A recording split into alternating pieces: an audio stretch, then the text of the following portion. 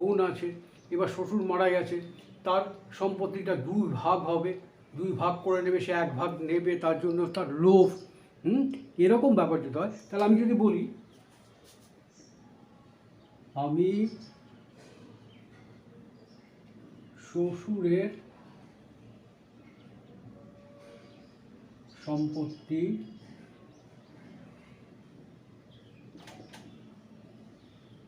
জন্য লালায়িত নই। আমি শ্বশুরের সম্পত্তির জন্য লালায়িত নই। তাহলে আমি লালায়িত নই, I do not hanker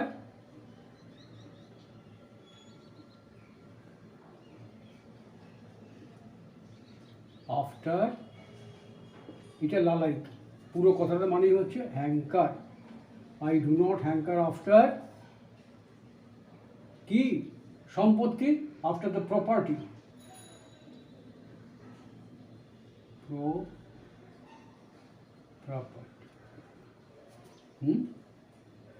hanker আফটারও হয়, হ্যাঙ্কার ফরও হয়। তাহলে I do not hanker after the property কার, of my father in law. এই সেটের সাথে অন্যরকমভাবে করতে পারো। আর কীভাবে করা যায় দেখো, I do not hanker after the property of my father-in-law, অথবা আর কি করতে পারো, I do not hanker after the property of, after the property of my father-in-law। এখানে কি করতে পারি, I do not hanker after my father-in-laws, I do not hanker after my father-in-law's property।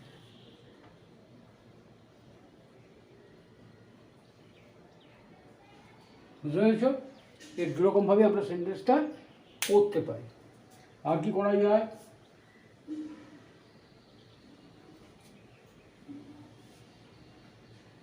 আচ্ছা এটা একটা হলো, আরেকটা দেখা যাক।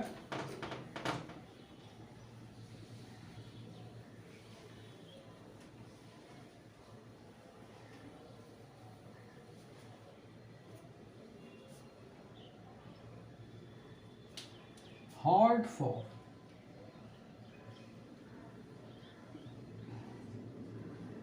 এর মানেটা হচ্ছে শক্ত,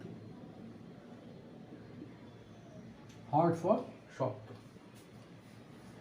যারা বয়স্ক, আমাদের মতো যারা বয়স হয়েছে, বুড়ো হয়েছে, কি আমাদের থেকে আরও যারা বুড়ো হয়েছে, তাদের নিজেদের যে চিন্তা ভাবনা, এইগুলো পরিবর্তন করা, ছোটদের সঙ্গে, ছোটদের চিন্তা ভাবনার সঙ্গে পাল্টানো, এটা সবসময় সম্ভবপর হয়ে ওঠে না। তাহলে ধরো আমি যদি বলি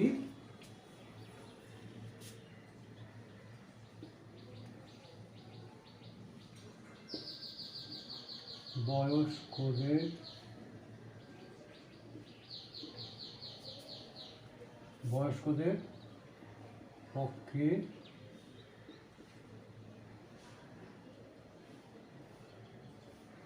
পুরনো অভ্যাস বা চিন্তা ভাবনা যাই বলো, পুরনো ভাবনা চিন্তা ত্যাগ করা কঠিন। বয়স্কদের পক্ষে পুরনো ভাবনা চিন্তা ত্যাগ করা কঠিন। বয়স্ক বলতে এজেড বা ওল্ড পিপল, এজেড অথবা ওল্ড, দুটো হতে পারে। তাহলে ইট ইজ হার্ড, এটা কঠিন, ইট ইজ হার্ড, এই যে ফরটা কাদের পক্ষে, কাদের পক্ষে, ফর এজেডস, এজেডস অথবা ওল্ডস অথবা ওল্ড পিপল,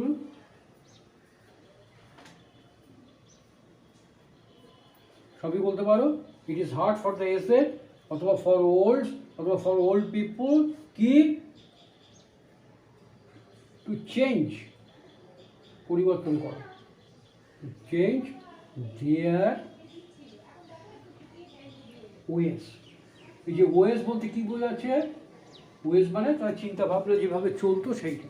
তাহলে it is hard for aged অথবা old people to change their ways. এইবার দেখো এই যে হার্ড ফর বললাম, এটা আমরা আরেকটা করতে পারি, যে হার্ড ফর এর বদলে আরেকটা ইংরেজি লিখতে পারি, ইট ইজ ডিফিকাল্ট ফর, কি করতে পারি?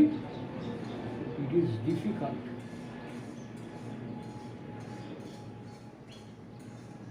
ফর দি, সেখানে একটা দি হতে হবে।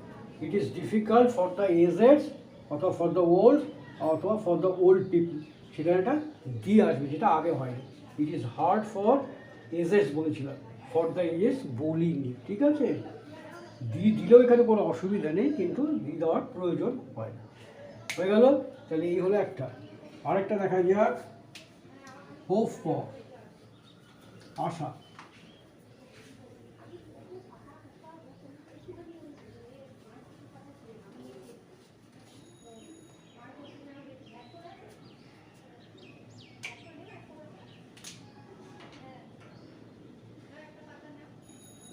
হোপ ফর এর মানে হচ্ছে আশা করে থাকা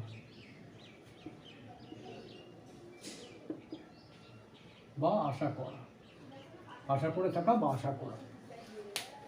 4-5 দিন ধরে ক্রমাগত বৃষ্টি হচ্ছে, আকাশ মেঘে ঢেকে রয়েছে, কালো, আলো দেখা যাচ্ছে না, রোদ উঠছে না। এইবার ধরো সন্ধ্যার দিকে মনে হচ্ছে যে আকাশটা আস্তে আস্তে পরিষ্কার হয়ে গেল, আশা করা হচ্ছে কালকে রোদ উঠবে। এ আশা করছি কাল রোদ উঠবে।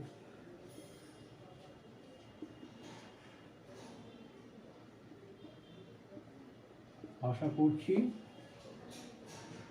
কাল রোদ উঠবে। রোদ উঠবে মানে কি? দিনটার মধ্যে রৌদ্র থাকবে, রৌদ্রোজ্জ্বল থাকবে, হ্যাঁ, রৌদ্রে উজ্জ্বল থাকবে। সেটা রোদ উঠবে বলতে will rise, sun will rise, এরকম বলা দরকার নেই, এরকমভাবে বলবো না। আই হোপ, আশা করছি। এবার আশা করছি কে করছে? আমি অথবা আমরা, আই অথবা উই। তাহলে কি করব? উই অথবা আই, যেটা খুশি বলো, উই অথবা আই, অথবা আই বা উই যাই বলো। হোপ, উই হোপ রোদ উঠবে মানে দিনটা রৌদ্রোজ্জ্বল থাকবে। We hope a sunny day, রৌদ্রোজ্জ্বল, sunny day tomorrow.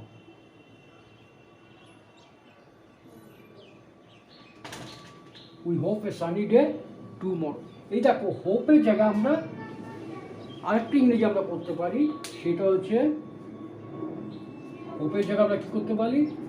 We expect, আশা করছি। এক্সপেক্ট মানে আশা করি। We expect A sunny day tomorrow. দেখো, এটাকে অন্যভাবে বলা যায়,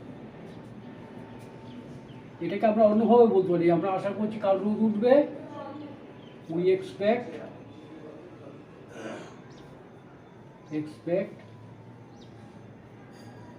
দ্য সান, সূর্য, will come out on tomorrow. এখানে দেখো টুমরো, এখানে কিন্তু অন নেইনি, কিন্তু কালকে বলতে এখানে এরকমভাবে যখন লিখবো, we expect the sun will come out on tomorrow.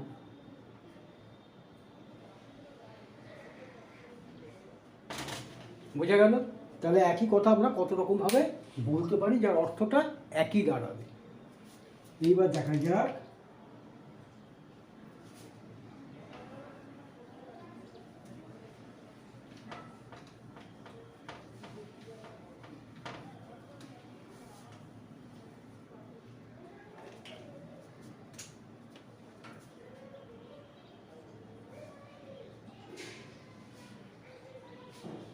hunt for, hunt for খোঁজা,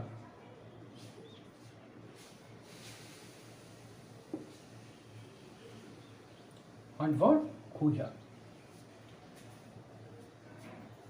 আমি কিছু অফিসিয়াল কাজকর্ম করি, আমার নানা রকম ফাইল আছে, একটা ফাইল হারিয়ে গেছে, সেই ফাইলটা আমি খুঁজে পাচ্ছি না, সে ফাইলটা খুঁজে বেড়াচ্ছে। গত 2 ঘন্টা ধরে আমি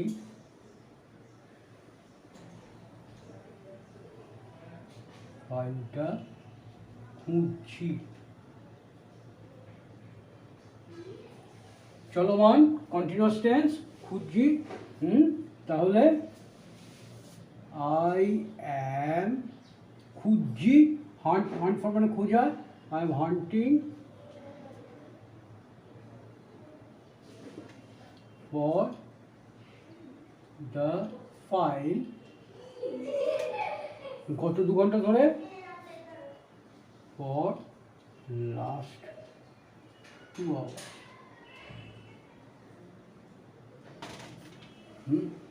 I am hunting for the file for last 2 hours। এই দেখো, হান্টিং ফর দ্য, এইখানে আমরা আরও দুটো ইংরেজি করতে পারি, যেমন I am searching the file, I am searching, SER, searching the file for last 2 hours। আরেকটা কি করা যেতে পারে, খোঁজা, আরেকটা ইংরেজি কী হয়, look after, I am looking after the file for last 2 hours।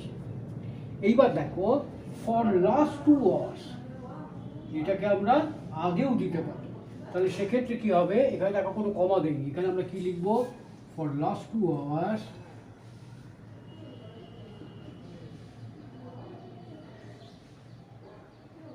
এবার কমা, I am hunting for the file। বোঝা গেল? এবার দেখো আরেকটা, দেখো আজকে এইটা করে দিই, শেষ করে দেবো আজকের মতো, পরের দিন আবার আরও কতগুলো করবো।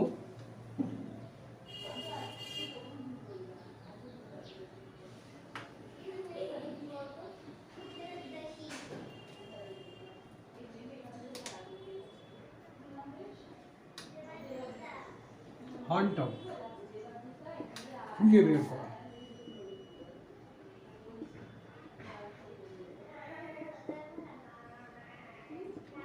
খুঁজে বের করা।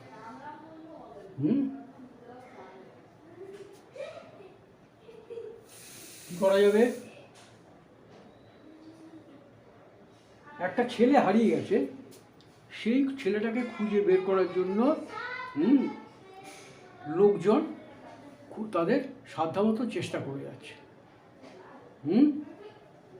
তাহলে ধরো প্রতিবেশীরা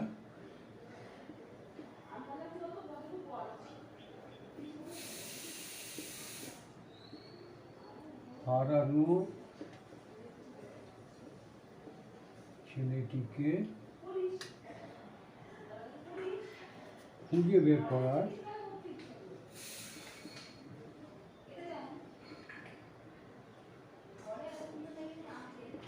আপ্রাণ বলতে পারো, যথাসাধ্য বলতে পারো, যথাসাধ্য চেষ্টা চালাচ্ছে, চেষ্টা চালাচ্ছে। কন্টিনিউয়াস টেন্স, চেষ্টা চালাচ্ছে। তাহলে প্রতিবেশীরা, দ্য নেইবার্স, প্রতিবেশীর ইংরেজি কী হবে, the neighbours, the neighbours, NEIGHBOERS, neighbours চেষ্টা করছে, are trying the best, trying there, THEIR, their best, খুঁজে বের করতে, two hunt out,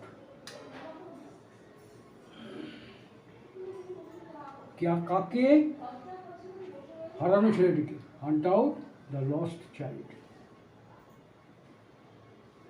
lost child. বোঝা গেল?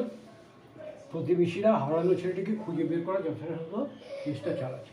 The neighbours are try their best to hunt out the lost child. আবার দেখো, দেখা যায় যে অনেক সময় অনেক কিছু জন্য কোনো জায়গায় বোম লুকানো আছে কি না পুলিশে কুকুরে যায়, খুঁজে বের করে।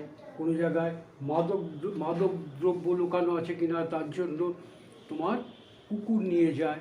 কোনো সময় কোনো লোক, কোনো ডাকাত বা কোনো খুনি পালিয়ে গেছে, তাকে খুঁজে বের করার জন্য তোমার কুকুর নিয়ে যায়। এই কুকুরগুলোকে কি বলে? Sniffer dog. এগুলোকে বলে স্নিফার ডগ। ধরো প্রায়শই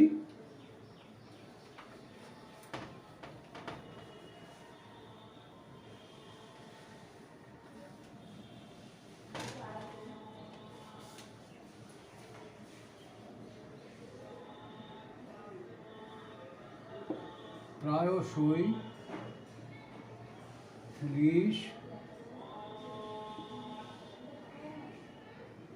মাদকদ্রব্য অথবা লুকানো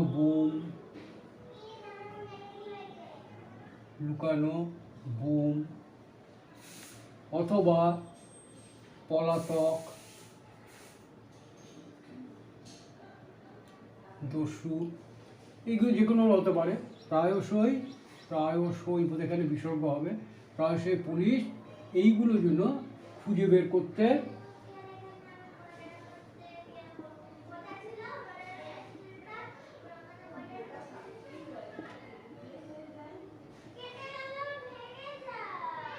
কুকুরের ব্যবহার করে। কি হবে ইংরেজিটা? প্রায়শই, অফেন। প্রায়শই ইংরেজি অফেন দ্য পুলিশ। দেখো কুকুরের ব্যবহার করে, এখানে আমরা কি লিখবো? Often the police take the help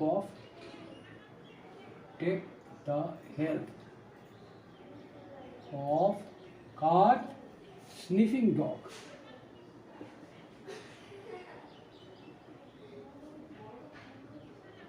Dog কি করতে? to hunt out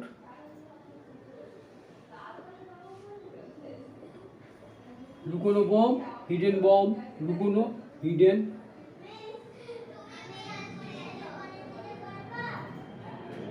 এটা হতে পারে হিডেন বমস হতে পারে। আর কি হতে পারে? নার্কোটিক্স। নার্কোটিক্স বলতে মাদক দ্রব্য, নেশার দ্রব্য। আর কি হতে পারে? পলাতক দস্যু, আউটলস। বুঝে গেল? Often the police take the help of sleeping dog, বা স্লিপিং ডগসও বলতে পারো। Sleeping dogs to hunt out hidden bombs, narcotics অথবা আউটলস।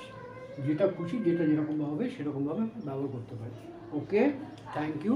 এইগুলো একটু ভালো করে খেয়াল করে শেখো। পরের দিন আরও কিছু প্রিপোজিশন তোমাদের শেখাবো। ওকে, অল রাইট, থ্যাংক ইউ।